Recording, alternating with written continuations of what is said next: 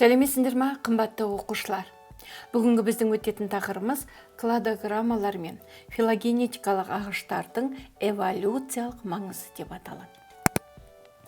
Біз жүйеленім туралы ғылым туралы біз өткен сабақта айттық. Жүйеленім дегеніміз әр түрлі организм топтары арасындағы байланысты көрсететін, олардың даму заңдылықтарын көрсететін биологияның бір саласы жүйеленім деп атаймыз дедік. Енді осы жүйеленімді есімізге түсіріп көрейікші балалар. Бірінші патшалық, патшалықтан кейін тип, типтен кейін класс, класстан кейін отряд, отрядтан кейін тұқымдас, тұқымдастан кейін туыс, туыстан кейін түр. Бұл жүйеленімнің бір түрі. Патшалықтан басталды, кіші түрден аяқталды. Енді бұл да жүйелену балар. Бұл да филогенетикалық ағаш деп аталады. Бірақ бұл табиғи жүйеленім деп аталады. Табиғи нақты жүйелену. Енді әртүрлі организмдердің әртүрлі өздерінің белгілері болады. Мысал үшін мәліметтер болады. Қандай мәліметтер болуы мүмкін?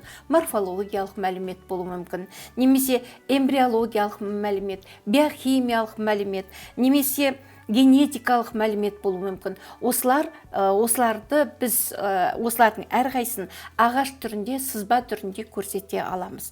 Осыны біз табиғи жүйеленім деп атаймыз. Енді филогенетикалық ағашта балар бір текті түрлерді көрсететін бұтақтардың ұзындығы, бір туысқа жататын бұтақтардың ұзындығы, тағы басқа сондай мәліметтер келтіріледі. Негізі эволюцияда біздің бүгінгі сабағымыз осы филогенетикалық ағаш пен кладограмманың эволюциялық маңызы деп аталады. Онда бізде қандай эволюциялық маңыз бар? Осы ағашты құрастырып жатырмыз, кладограмманы құрастырып жатырмыз. Ал бұларда бізде қандай эволюциялық маңыз бар? Соған тоқталайықшы балалар. Бірінші, филогенетикалық ағаштың немесе эволюциялық ағаштың эволюциялық маңызы ағашта берілген мәліметтер. Бұлар осы ағашта мәліметтер беріледі ғой. Сонда жануарлар патшалығының шығу тегін анықтауға мүмкіндік береді. Әрбір жануардың шығу тегін анықтауға мүмкіндік береді. Маңызды ма? Әрине маңызды. Екінші, кез келген ағза туралы. Мысал үшін қоңызды алайық. Осы қоңыз түрлерінің эволюциялық даму жолы туралы түсінікті қалыптастырады.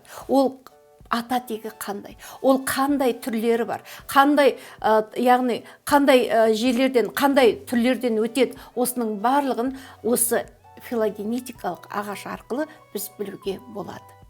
Бұл маңызды ма? Эволюциялық маңызы бар ма? Әрине, эволюциялық оның маңызы бар.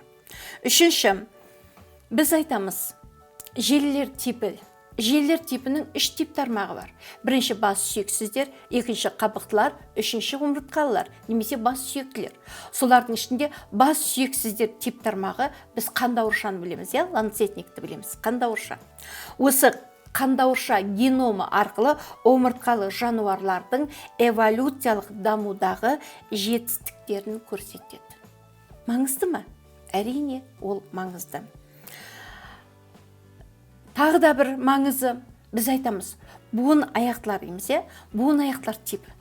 Буын аяқтылар типі саны жағынан ең көп, түрі жағынан ең көп тип. Оны біз білеміз, Оны біз қандай тип деп атаймыз? Буын аяқтылар типі деп атаймыз. Осы буын аяқтылар дамуында жаңа түрлердің дамуына жол ашты.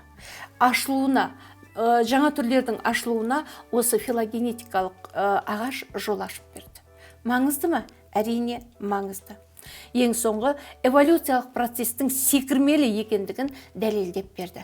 Міне бала, филогенетикалық ағаш, кладограмма, эволюциялық маңызы осыдан екен.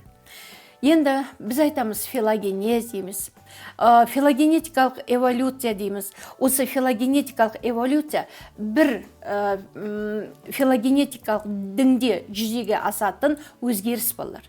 Филогенетикалық эволюция дегеніміз бірден діңде жүзеге асырылатын өзгеріс. Осы филогенетикалық эволюция дегеніміз эволюцияның элементарлы формасының бірі. Оған біз келісеміз бе? Әрине келісеміз. Себебі бұл эволюциялық элементарлы форманың біреуі болып табылады. Эволюцияның элементарлы формасының біреуі болып табылады. Сондықтан филогенетикалық эволюцияның маңызы зор екен. Енді біз осы филогенетикалық эволюцияны алған кезде біз эволюцияның бағыттарымен танысамыз. Міндетті түрде. Ол эволюцияның қандай бағыттары бар?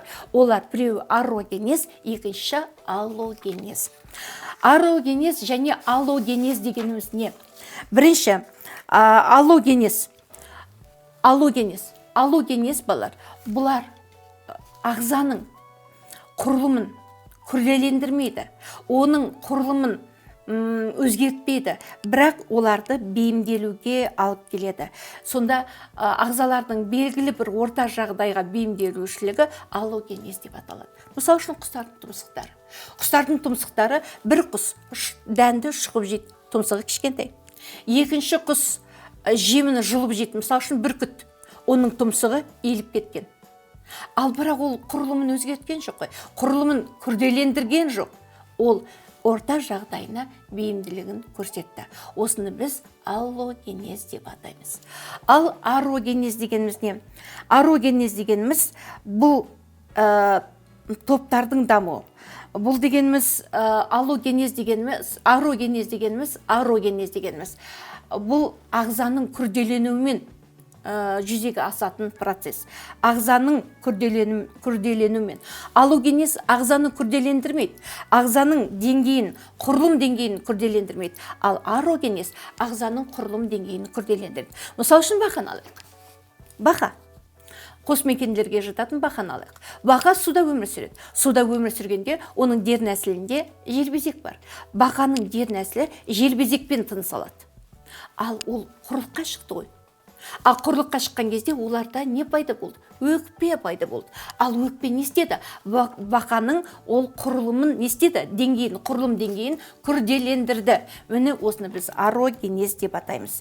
Сонымен топтарды арогенез жолына алып келетін ірі бейімделушіліктерді біз ароморфоз деп атаймыз. Не деп атайды екен біз балалар? Ароморфоз. Енді осы филогенетикалық эволюцияда тағы да бір нәрсені айтқым келіп тұр. Ол не? Ол бірінші дивергенция және конвергенция. Бірінші не деп айттым? Дивергенция.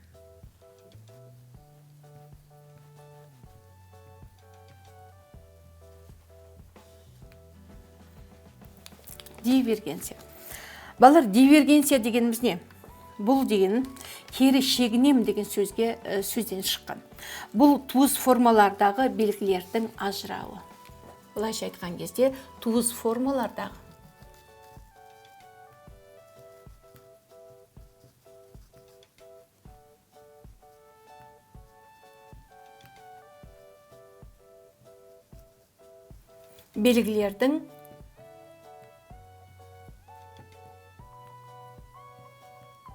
белгілердің ажырауы.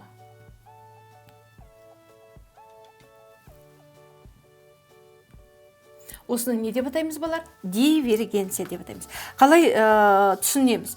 Мысалы үшін бір жерде, бір белгілі бір аумақта бір сыртқы ортаға талабы әртүрлі организмдер тіршілік етті дейік. Мысалы үшін қоңыздар, шегірткелер дейік. Екеуі екі түрлі қорек етеді делік.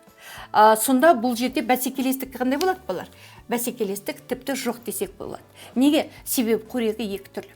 Ал енді бір аумақта тіршілік ететін ағзалардың қорегі бір болатын болса, олардың сыртқы ортаға деген талабы бірдей болатын болса, онда күшті бәсекелестік жүреді. Ол кезде қорек қоры таусылғанда сол топтың бір бөлігі басқа жерден қоректі іздеуге мәжбүр болады. Сол кезде туыс формалардағы белгілердің ажырауы жүреді. Осыны біз дивергенция деп атаймыз. Дивергенцияны Дарвин белгілердің ажырауы немесе осы дивергенция деп атаған. Екінші конвергенция.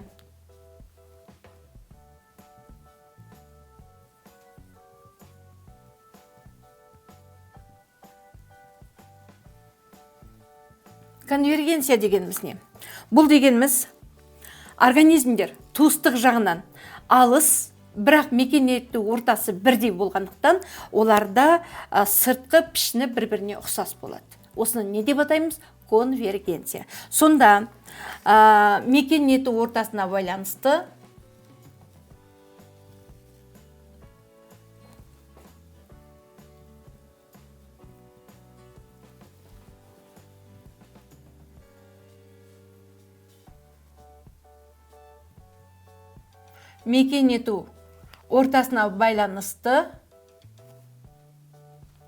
сыртқы пішіндердің бір-біріне ұқсас болу.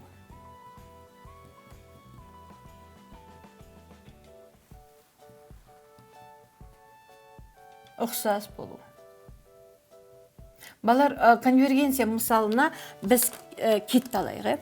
Кит сүтқоректі. Бірақ ол суда тіршілік етеді. Ол балықтар екеуі екі түрлі организмдер. Ол суда тіршілік етеді. А суда тіршілік етуіне байланысты олардың сыртқы пішіндеріне бір-біріне ұқсас. Міне осыны конвергенция деп атаймыз. Тағы да бір конвергенция мысалы ол қанаттар. Біз құстың қанаты дейміз. Құстың қанаты алдыңғы аяқ. Алдыңғы құстың қанаты дегеніміз алдыңғы аяғы қанатқа айналған. Ал көбелектің қанаты ше? Көбелектің қанаты балар, ол қандай нәрсе деп айтуға болады? Көбелектің қанаты дене жабынның қатпарынан пайда болады. Бірақ екеуі ұқсас қой. Екеуі де ұқсас. Себебі неге? Мекенетті ортасы ол бұлар аэробионттар ұшады. Сондықтан мекенетті ортасы ұқсас болғандықтан олардың қанаттарының пішіндерді бір-біріне ұқсас. Міне балар, осыны біз не деп атаймыз? Конвергенция деп атаймыз. Сонымен балар, біз бүгін немен таныстық? Біз эволюцияның бағыттарымен таныстық. Арогенез ол құрылым деңгейін күрделендіреді. Аллогенез сыртқы орта жағдайына бейімдеушілік. Арогенездің нәтижесінде ірі өзгерістер, ароморфоздар пайда болады дедік. Дивергенция, конвергенциямен таныстық. Олар бір-бірінен қалай ажыратылатынын білдік. Сонымен біздің бүгінгі сабағымыз осымен бітті. Келесі сабаққа дейін сау болыңдар.